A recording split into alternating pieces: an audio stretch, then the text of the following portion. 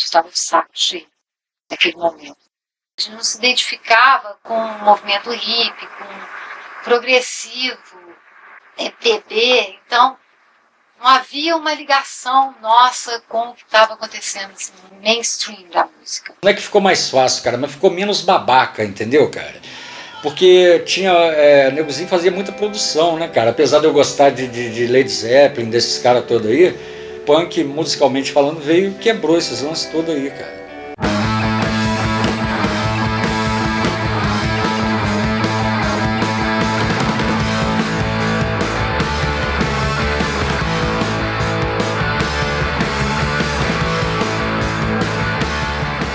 E aí, pronto, eu fui na loja rapidinho de disco para saber se eu consegui algum daqueles discos. Cheguei lá, a garota não tinha nenhum deles, mas na lista de encomenda de discos novos lançados tinha os Sex Pistols, um compacto.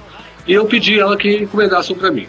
Passados uns dias, o disco chegou, eu fui lá, peguei o disco, levei em casa. Quando eu vi aquela pauleira, porra, sabe? Era exatamente o que eu estava precisando. Foi um movimento de som e de moda. Porque o Malcolm McLaren, que era o empresário dos Sex Pistols, ele tinha uma boutique também.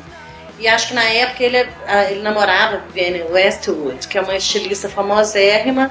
E ela, até hoje também, os desfiles dela têm essa influência punk. Eu sintonizei com aquilo, com aquelas ideias, né?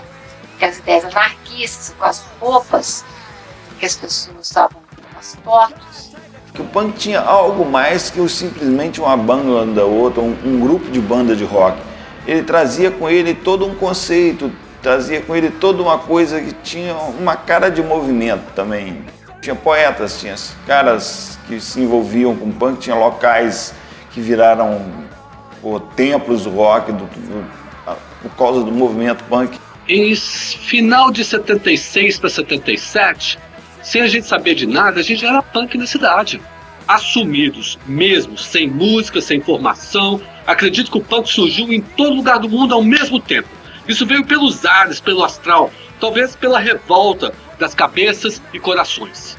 Isso é que é o movimento punk, veio pela revolta. Quem trouxe esse movimento pra gente foi o próprio sistema que jogou em cima da gente. Eu tinha tido contato assim, com aquela literatura do Bivar na universidade quando estudava lá e já tinha sacado também os Sex Pistols num programa que chamava Rock in Concert, que passava na Rede Globo todo sábado, 2 horas. Foi lá que eu vi os caras a primeira vez.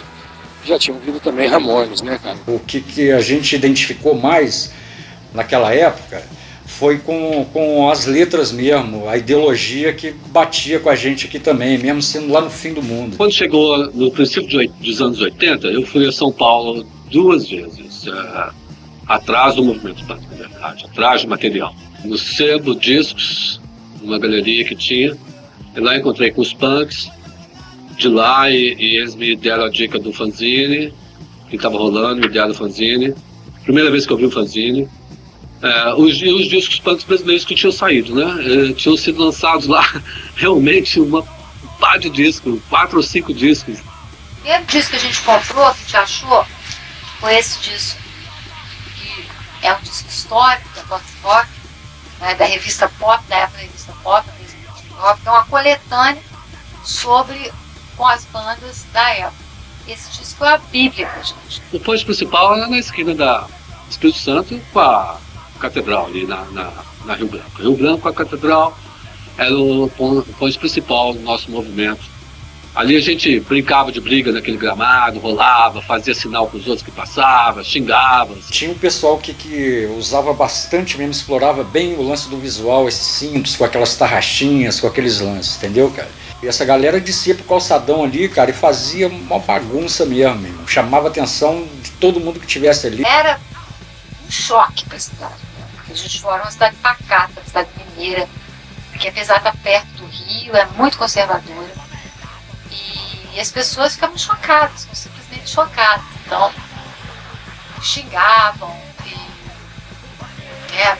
gozavam.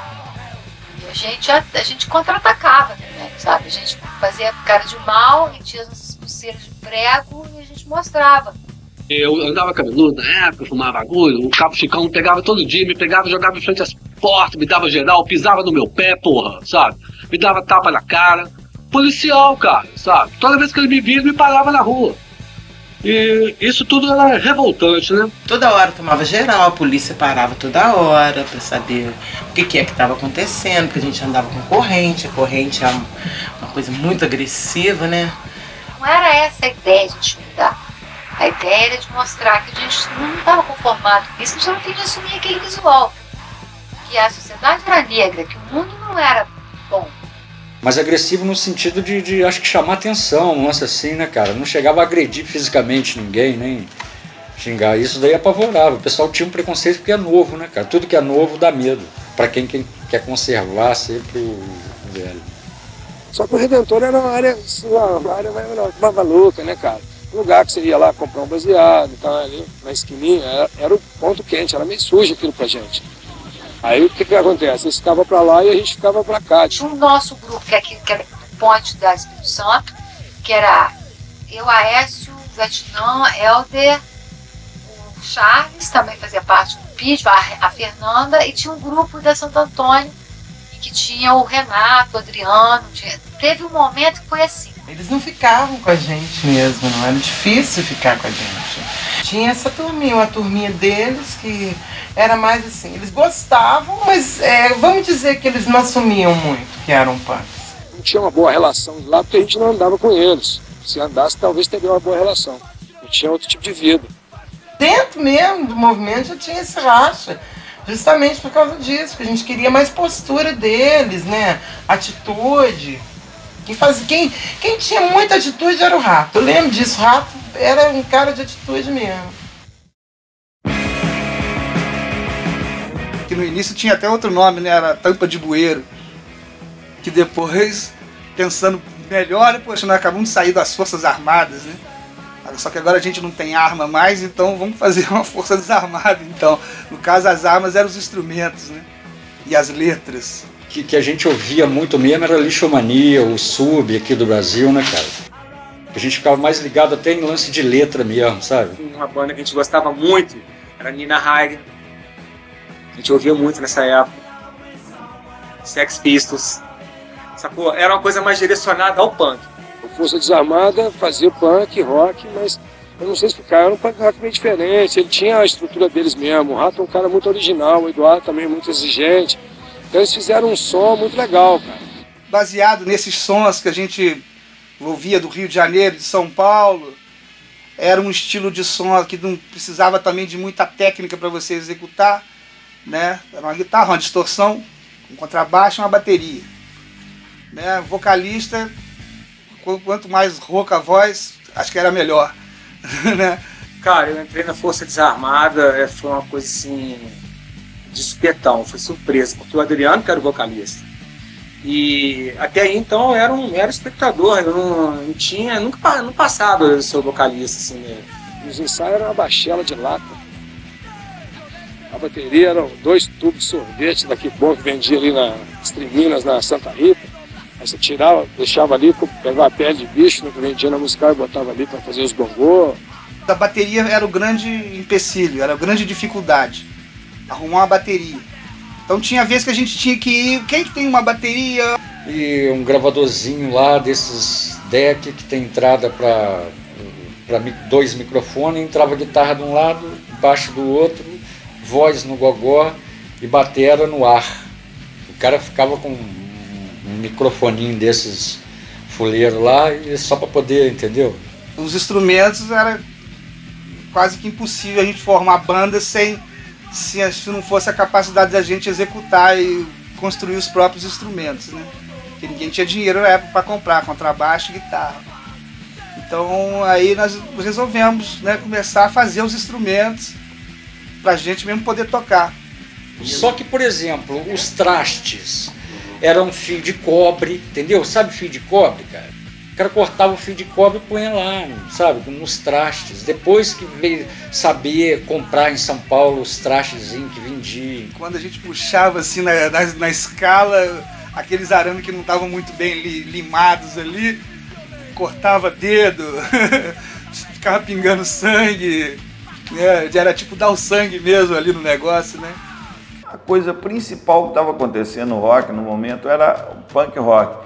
Eu achava que não tinha função fazer um festival se não tivesse os punks também, que era a coisa assim nova que tinha. Vamos dizer assim, a novidade, a grande novidade era aquela forma tosca de tocar, de cantar, de levar as letras e tudo mais. Estava na tribuna, fazendo uma matéria e me procurou. Disse, Virgínia, estou interessado em colocar umas bandas punks no festival. Você não está a fim de trabalhar com a gente? Eu disse, é mesmo? Então vamos lá. Então a gente fez contato com essas bandas de São Paulo. Não havia cachê para eles, porque o Petrillo quase que encaixou. Ele fez um esforço assim para dar um espaço. Ele queria dar um espaço. Não tinha dinheiro para pagar os punks, mas ele queria dar um espaço para a música punk. Ele achava aquilo muito importante, na verdade. Eu achava que aquilo ali seria assim um complemento, seria assim os novos filhos do rock, entendeu? Aquilo ali era os filhos renegados do rock, vamos dizer assim, porque ninguém gostava muito de punk. Punk era anarquista, bagunceiro, fazia muita coisa errada na vista das pessoas, dos comportados. Então eu falei, poxa, esse pessoal aí é o pessoal que está acontecendo hoje, que a nova geração do rock é essa daí. A gente tem que segurar essa onda, não tem essa só de ficar gerado no carro, de Raul Seixas, não sei o que, e botar os punks, porque os punks representam a novidade no rock. Naquele momento representava coisa nova no rock. Quando teve o festival Tudo de Fora, a gente ia com o espectador, a gente nem imaginava tocar. Quando foi uma semana, não chegou nem uma semana, uns 5 dias antes, o Renato chegou para mim e falou assim, cara, eu acho que vai ter uma brecha pra gente no final de todas, eu acho que a gente vai ter um lance. Eu falei, que isso, cara, é mesmo? A gente vai conseguir. Porra, isso com pouco tempo de banda, sacou? O Renato, não, acho que vai dar final, depois que tocar a galera toda, de repente a gente vai poder. Depois que conseguimos construir a guitarra, o baixo, esse lance de fazer som, a gente estava meio vislumbrado com isso também, entendeu, cara? O Festival do Petrillo é que acelerou mesmo e firmou, entendeu? Concretizou o cenário punk musical. Essa apresentação, ela foi assim, foi a primeira da banda, né? E a gente até o último segundo, a gente não sabia se ia tocar ou não. A gente sabia que tinha, se não me engano, a Virgínia tinha conseguido conversado com não sei quem que ia ver se dava pra gente tocar, e a gente já pronto, no dia do festival, já todo arrumado, esperando. Vamos tocar, não vamos, vamos tocar, não vamos não, vamos, não vamos. No último minuto, eu não me lembro quem chegou com os ingressos na mão, a gente não tinha nem crachá nem nada, nós entramos pela porta que o público entrava. Ó, tá aqui os ingressos, vocês vão tocar. O festival teve um atraso, era para começar no princípio da tarde, eu não me lembro do horário, só foi começar de noite pelas 8 horas. Quando os punks subiram no palco para abrir o festival, o esporte estava lotado de gente, não sei, 5 mil pessoas, 10, 20 mil pessoas, não sei te dizer. É uma experiência única, cara, porque é uma coisa que você nunca tem dirigido na sua vida, quer pegar logo uma Scania para poder tocar, entendeu, cara? É a maior responsa mesmo, fora a maior galera que tava ali, muita responsa, cara, muita. Mas quando eu subi, tremeu, cara, tanto é que teve um lance lá que numa música eu até me esqueci a letra, sabe? Porque assim, foi uma coisa assim, pra mim, inusitada, né? Sem dúvida nenhuma, foi uma sensação incrível, né? Cara, aquela multidão, primeiro show, a gente nem sabia, nem tinha certeza se ia tocar ou não. De repente aquela multidão, tocando com vários outros nomes da época, né? Foi marcante a apresentação dos caras, porque o Michel entrou emputecido, que a gente tinha tomado uma dura e era perseguido pela Rotan. Ele entrou no festival e mandou pau no cu da Rotan 040, deu o nome todo, cara, ao vivo, com 10 mil pessoas. A banda ficou famosa por isso, não pelo som. nessa época, eu fui ver a Rotan Juiz de Fora, tinham poucas viaturas. Era 40, 41, 42. E a 40 estava lá. Mas eu nem sabia. Aquilo foi assim, uma coisa natural que saiu de mim, entendeu? Falei, pô, essa Rotan filha da puta aí que só fica pegando índiozinho que não tem nada a ver. E a galera foi a mil, cara. Aí o Renato falou, poxa, cara, que isso, cara, nós vamos sair daqui preso. Aí nós vamos descer logo e vamos misturar no meio da multidão, porque eles vão querer saber quem é que tá falando isso aí. Cara, todo mundo olhou pra mim e falou, cara, você é maluco, bicho. Tá arriscado a gente nem sair daqui hoje, cara. Todas as pessoas que não eram os punks tinham assim, um certo preconceito ao punk, porque achavam que o punk era muito tosco, e queria ouvir Raul Seixas, queria ouvir as bandas mais elaboradas, aparentemente mais elaboradas, e acabava tendo assim um problema com os punks, entendeu? Achando que o punk era uma anarquia mesmo, entendeu? Aquela coisa assim, ninguém que não tem nada que fazer, pega uma guitarra, entra numa de tocar, mas não sabe tocar nada, entendeu? As pessoas que se sintonizaram, né, que vibraram, que fizeram aquela catarse, aquilo deu pano para manga, deu muito o que falar.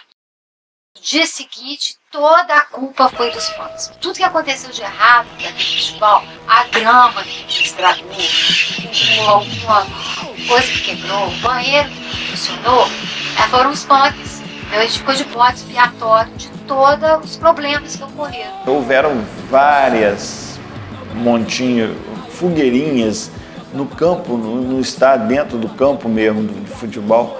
Queimou muita grama, a grama ficou muito danificada, entendeu? E o esporte não segurou essa onda, nem podia segurar aquilo ali, era um campo de futebol, não, colocamos um show de rock ali em cima. Então deu um problema sério, porque o presidente do esporte, seu Caputo, foi demitido, foi embora, teve que ir embora, porque não aguentou a pressão da cidade, de todos os associados e tudo mais, então... Eu acho que durante anos eles não quiseram fazer nada, porque falaram que os punks destruíram o gramado do esporte, do campo de futebol. Destruíram tudo, entendeu? E ficou com essa culpa. As fogueiras, elas aconteceram em várias partes do campo, não foi só onde os punks estavam, então aquilo ali foi uma coisa generalizada. A noite era fria, noite de agosto, fria. Então, as pessoas sentiam necessidade de um calorzinho e faziam uma fogueirinha aqui, uma fogueirinha ali, e foi isso que aconteceu, mas não foi os punks que colocaram fogo no estádio. Jamais fomos um grupo de violência. Nós mostramos a violência que acontecia dentro da sociedade através das nossas roupas, das nossas músicas, dos nossos gestos, da maneira de ser. Mas nós não éramos violentos. A mídia que nos colocou assim, sempre vi como um grupo violento. E qualquer coisinha que acontecia em São Paulo, punk, papapá, o punk, papapá. E o cinema, a mídia de Los Angeles também, punk.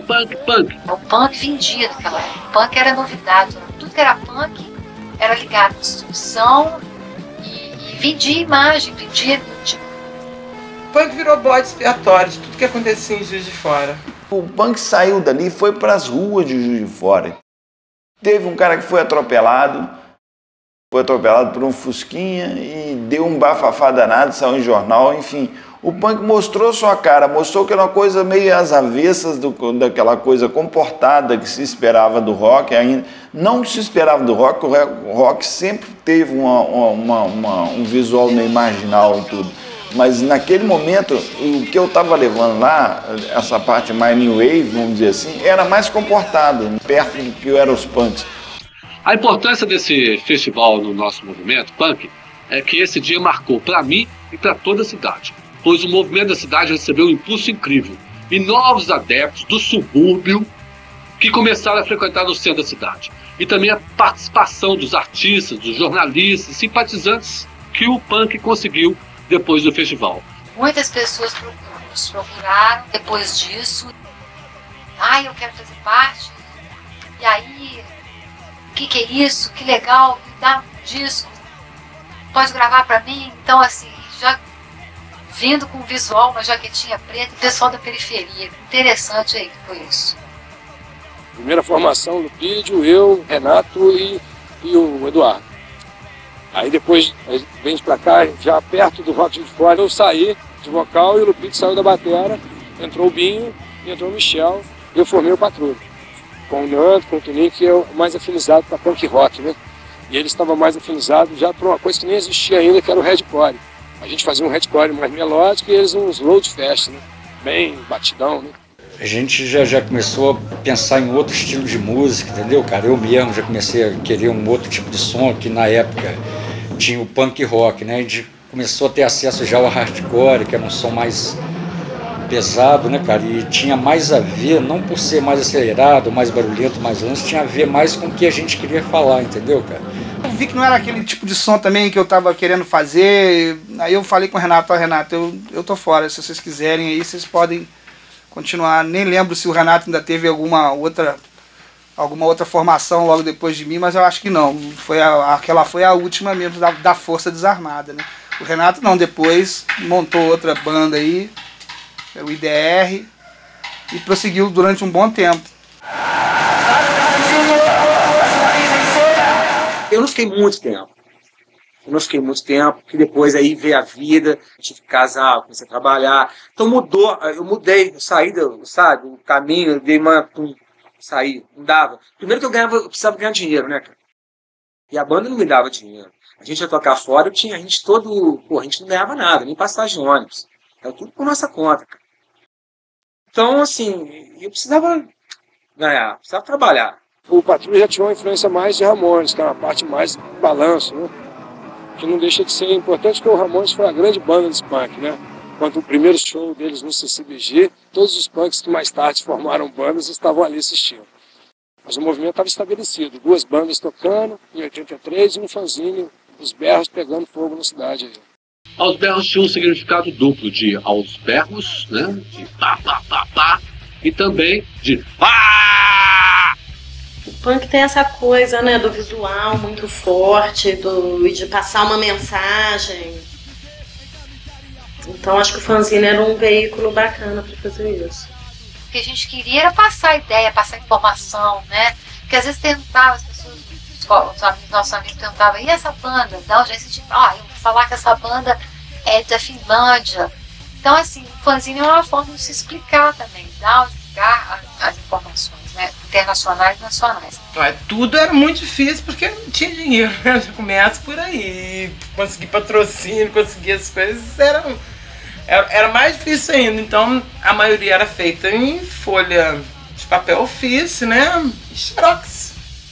Mas às vezes também era uma folhinha só, a folhinha já era um fanzine, pra gente tudo era fanzine, entendeu? Que era uma maneira de protestar. Pô, vamos fazer isso? Vamos. E a gente mandava xerocar, entendeu? Aí dobrava às vezes, aqui em 4, pronto, já era mais uma forma de protesto. Porque era a maneira da gente protestar é através de som também, né? A primeira vez que eu fiz, cara, é porque a galera não entendia o que eu cantava.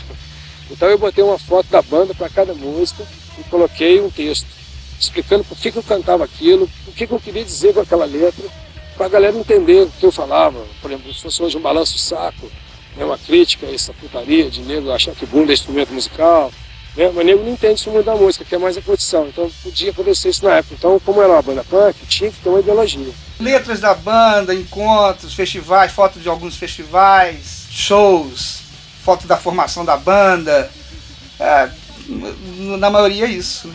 Toda banda tinha que ter um fanzine, né? Aí a gente achou legal fazer um fanzine da Força Desarmada também, mas foram poucas edições também, uns 2 ou 3 no máximo que eu me lembro.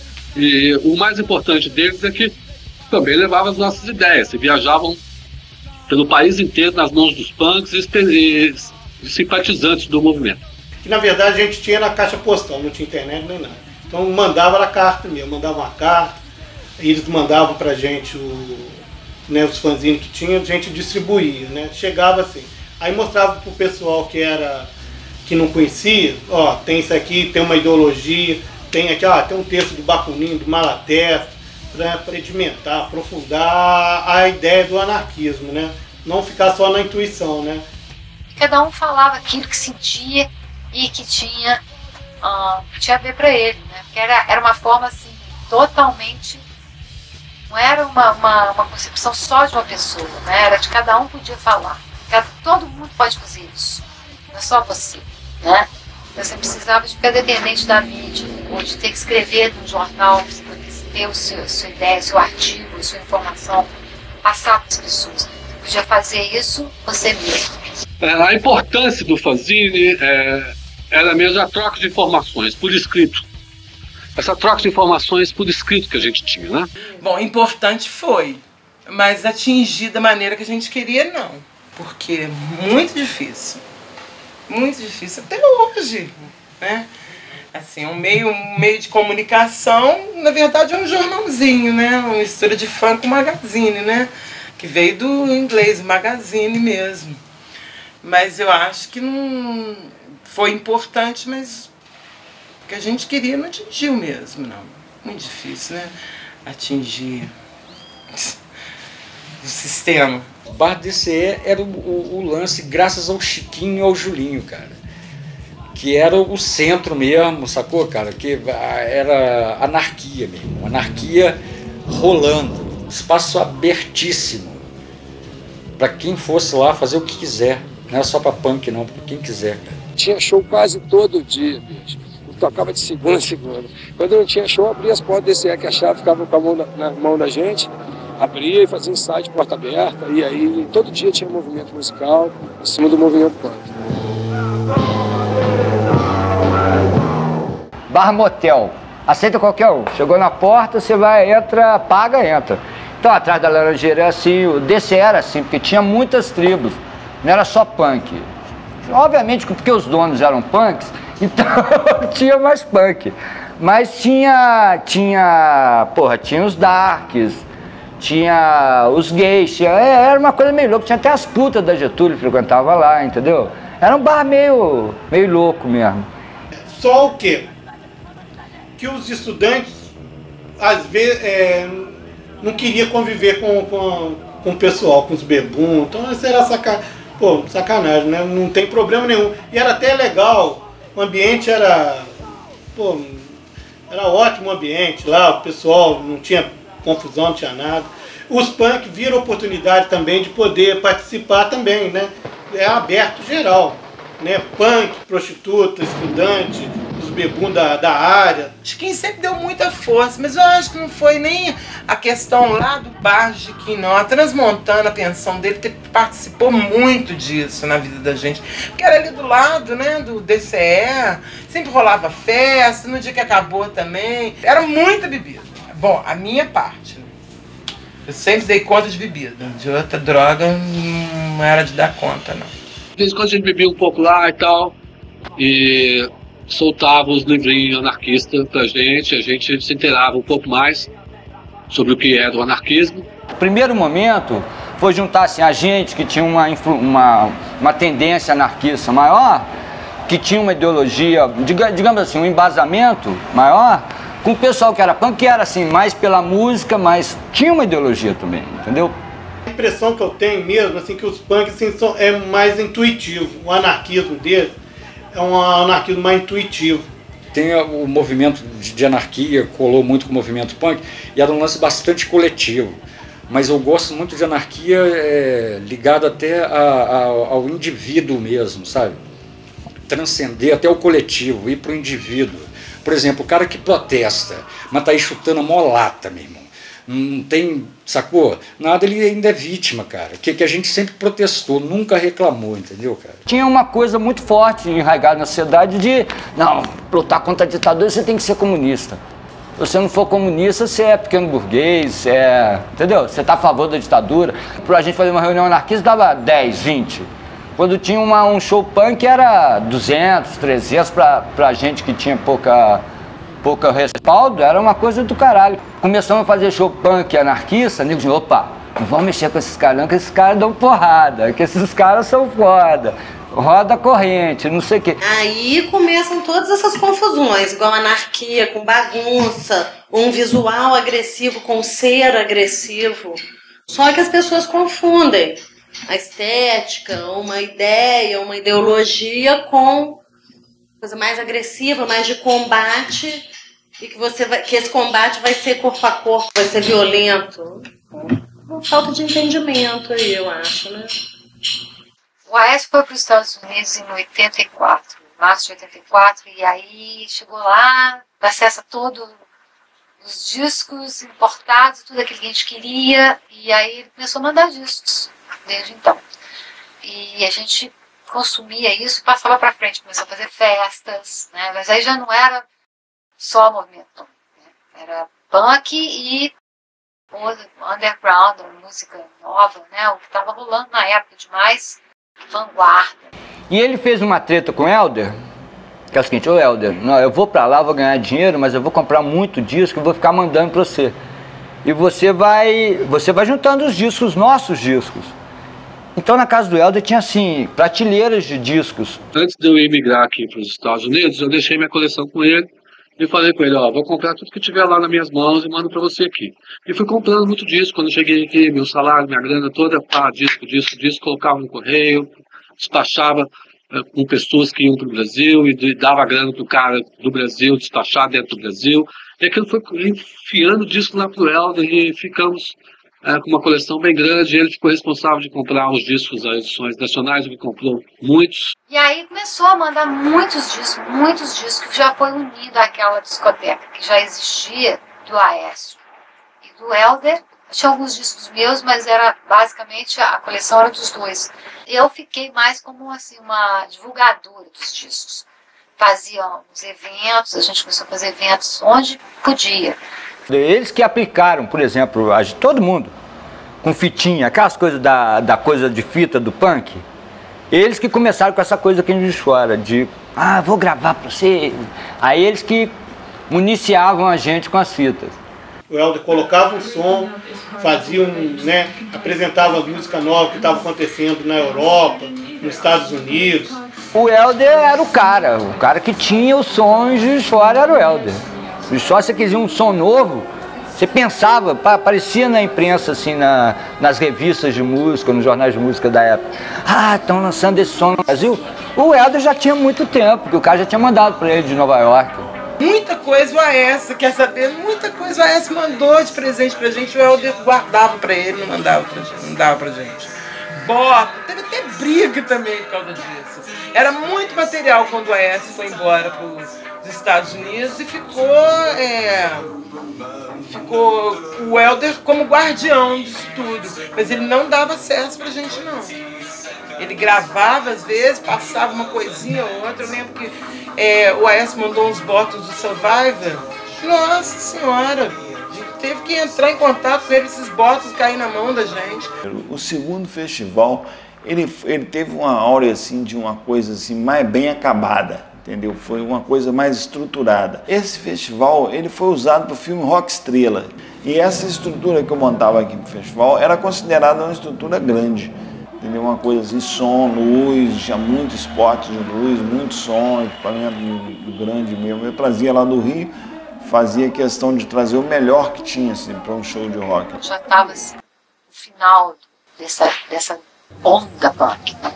Foi no início dos anos 80. Então, a gente fez lá no Jockey Club e o festival da onda de rock brasileira New Wave, que era Léo Jaime, Lobão, no auge, Cazuza, aquele pessoal todo. E era assim, um rock mais brincadeira, né? Ali foi um mico de caralho, né, cara? Ali foi a primeira experiência da gente, experimentou a primeira coisa, o Poço. Em vez de ver o sucesso, a gente viu o Poço. A banda estava legal, bem cotada, fomos tocar lá na hora. Aí entramos para tocar entre o Traje a Rigor e Robertinho do Recife, os dois estourados nacionalmente. Muito legal o horário. Tudo no astral, a pessoa correspondendo. E o guitarrista over bêbado, brigado com a mulher, começou a tocar fora do tom. Nossa, cara, não sei nem explicar o que foi aquilo. Sei que a gente abandonou o palco com 5 músicas, depois de tentar muito. E ele continuou lá afinando a guitarra com o Traje a Rigor já dentro do palco.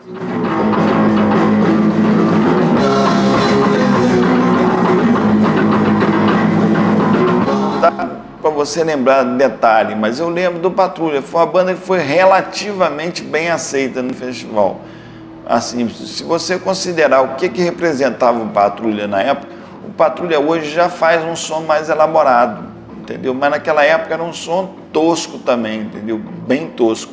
E eu acho que ele foi relativamente bem aceito no festival, no evento.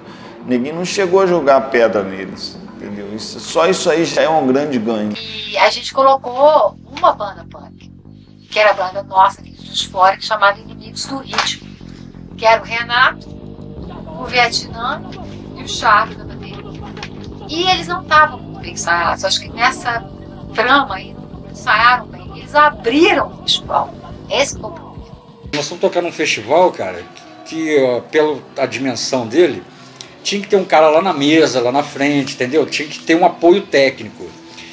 E não teve, né, cara? Então, por exemplo, quem tava lá na frente não estava ouvindo nada, porque o negozinho limou o som todo. O EDR não tinha uma estrutura de banda suficiente para estar num evento daquele, mas eu coloquei o EDR lá, entendeu? Mas ele entrou e acabou entrando pelo cano, porque ninguém deu porrada no EDR mesmo, entendeu? Acho que jogaram coisa no palco. E, gente, eles levaram muita fruta, tipo tomate, assim, jogado da plateia, e ovo e tudo, e foi super vaiado.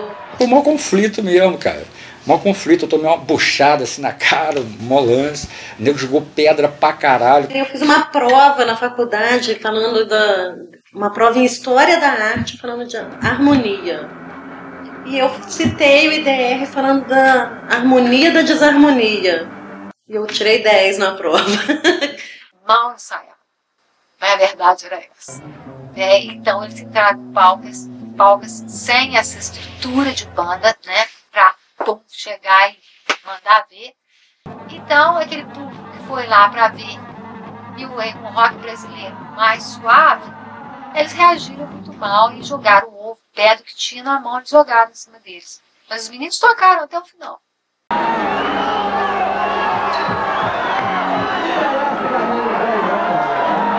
Me senti com a alma lavada de ver o EDR no palco, entendeu? Falei, não, consegui colocar uma banda que dificilmente tocaria no evento desse, porque em Juiz de Fora vinha muitos shows grandes, entendeu? Maiores assim, não dava oportunidade a uma banda nova nem nada. Eu achava o EDR era o fruto daquele momento que a gente estava vivendo, um momento social que o país estava vivendo. Eu achava importante o EDR estar nessa, entendeu? Acontecer de uma forma ou de outra, era uma banda que estava ali, estava fazendo o trabalho deles. A maioria das bandas que estavam se apresentando eram bandas grandes mesmo, já estabelecidas e tal. E eles com aquele som totalmente louco, né? Aquela bateria típica do Vietnã. O som bem rápido, bem gritado. Então era bem diferente mesmo até das outras bandas punks que tinham um som mais oi, né? O Detrito era uma coisa bem... Um punk bem que dá pra você entender a letra legal. Cara, a proposta da banda era um som que até hoje eu não ouvi, assim, meio parecido, porque o cara da bateria, Vietnã, cara, ele fazia uma bateria super louca, o som todo era muito rápido, muito doido, sem muito profissionalismo, a gente estava mais preocupado com protestar mesmo. Uma ótima banda, eu vi shows do IDR, no DCE, maravilhosos, muito bons. E letras ótimas, muito criativa a banda. Uma pena não ter tido esse registro de gravar um disco. O primeiro disco pra gente foi importante. O pai da Maria morreu, deixou uma herança. Ela pegou, gostava muito da gente, resolveu tirar a gente da paupéria, o que não aconteceu, mas fez o disco. Aí nós abrimos um selo, começamos a gravar umas bandas para ajudar também, né? A união faz a força. Aí pintou o patrocínio da Coca-Cola pra gente fazer um segundo disco. Aí o pai do William entrou com uma grana, a Coca-Cola com outra, e a gente fez um disco que faltou uma música para fechar. E nessa hora de fechar, eu tinha saído com umas vagabundas de noite lá pro K2, tomar umas lá, né, tava curtindo a noite lá. Aí fiquei dançando com as piranhas até de manhã cedo, tocando sertanejo. E ele me gozando com punk, dançando sertanejo, tocando que pensa em mim direto. Acordei com aquela porra na cabeça, rapaz. Viajei para gravar, cheguei lá, vou fazer uma versão paulada disso aqui. Aí fiz uma versão rock, o Fluminense detonou, aí bom. Aí rolou. Patrulha 666!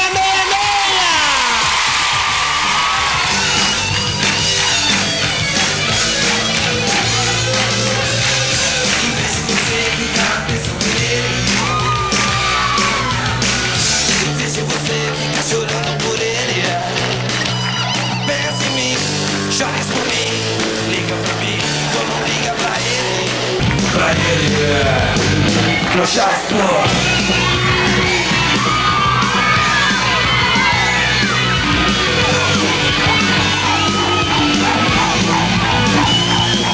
Aí acabou o DCE, nós fizemos o NAC, que também era um espaço para todas as tribos. só que um espaço mais elaborado. Aí a gente falou, porra, legal essa coisa de ter muita gente, de atingir todas as tribos, então vamos fazer um espaço mais elaborado, com televisões para passar filme e coisa e tal, fazer uma pista de dança, vamos negociar isso com o DCR, fazer uma pista de dança e fazer show, fazer uma coisa bem feita mesmo para aqui, para o DCR. NAC, por que NAC, né? Núcleo de Ação Cultural. Por que uma sigla, né? Eu falei assim, vamos pôr uma sigla. Em vez de colocar um nome qualquer, um nome de alguma coisa que faz alguma referência, né? Você põe uma sigla que não vai ter referência nenhuma, as pessoas vão ficar buscando alguma coisa. Então você põe NAC. NAC não é nada, né? NAC pede construtivismo, né? Vai indo, né? Você vai construindo. Nós fizemos uma puta pista de dança e o Helder fez uma estrutura enorme para fazer discotecagem. Então era maravilhoso, cara. O cara tinha tudo. O que o Helder fez lá? Fez uma espécie de uma discoteca, não sei outro nome, né? Assim, são mais antigas mesmo. Montou um andaime, cercou tudo de madeira, ficou no segundo andar do andaime, colocou a aparelhagem de som dele lá em cima, aparelhagem, né, caixa de som, e mandava lá, subia na escadinha, ele ficava sozinho lá em cima, né, ninguém ficava perturbando, e ele só discotecando mesmo, né, fazendo lá o DJ, né? Acho que na época nem tinha DJ, tá? Isso já foi em 86, tudo com esses discos, divulgando esses discos. A ideia sempre foi de colocar esse som para as pessoas curtirem, passar para frente. Fizemos esse bar, que foi muito legal para a cidade, e foi um bar junto com o Chico e a Maninha, irmã dele, e a Márcia, a mulher dele, no bar, e a gente no espaço de som. O NAC também continuou com as propostas mais cultural até, né? Ficou com uma visão assim, mais cultural, mas virou mais um bar mesmo, né?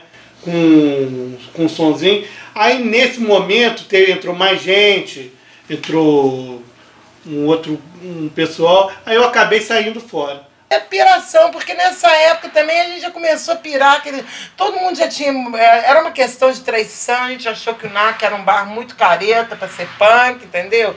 Porque aí foi o Chiquinho, foi o Helder, foi a Virgínia, a gente achou que não tinha nada a ver com a proposta punk. Eles queriam cobrar da gente entrar, a gente achava um montão de coisas absurdas, né? Quer dizer, aos poucos foi se fazendo movimento mesmo, cada um foi por um lado. Até hoje, gente, você vê uma semana de moda, em qualquer lugar do mundo tem referência punk.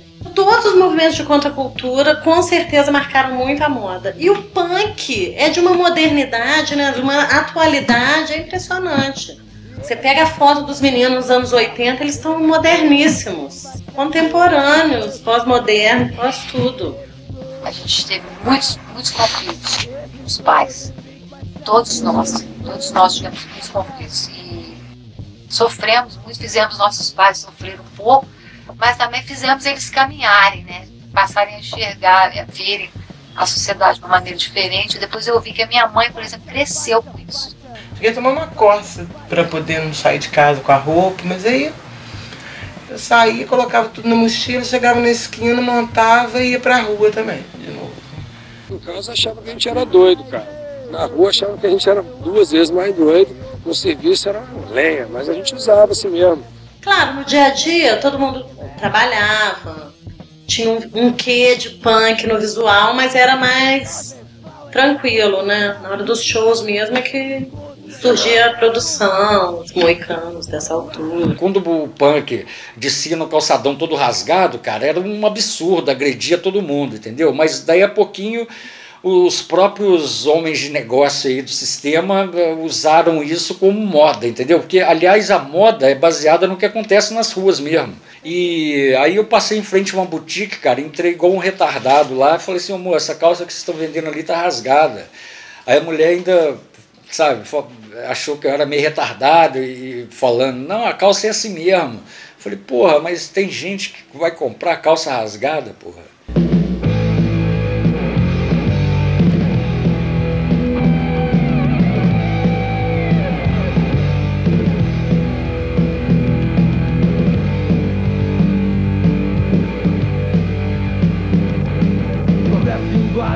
Nossas vidas traz consigo capital, mas a pobreza não subornou. nada tem. Alguns se aventuram a falar de amor, mas não se tem decência. É um mundo cão. Violejar na cidade, será que vamos sobreviver? Violejar na cidade, será que vamos?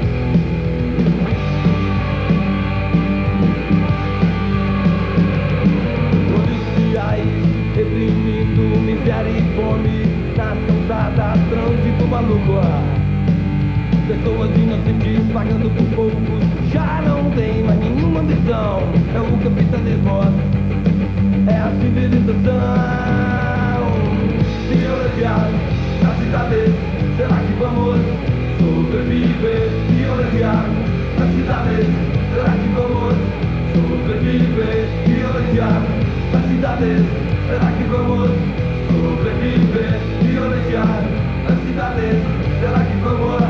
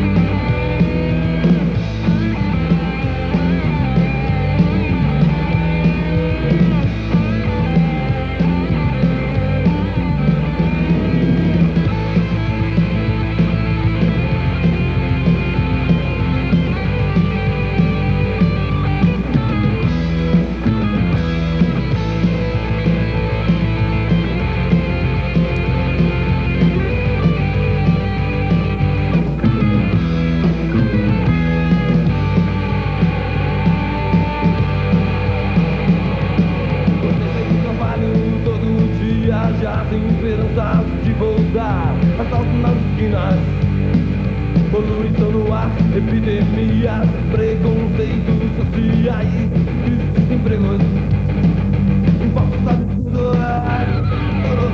Violejar na cidade, será que vamos sobreviver? Violejar na cidade, será que vamos sobreviver? Violejar na cidade, será que vamos sobreviver? Violejar na cidade, será que vamos?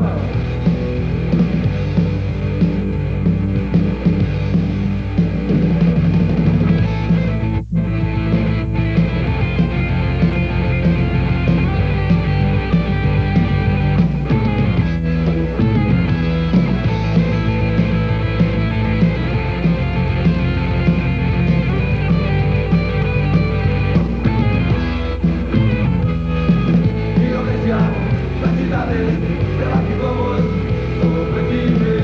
Violejar na cidade, será que vamos sobreviver? Violejar na cidade, será que vamos sobreviver? Violejar na cidade, será que vamos?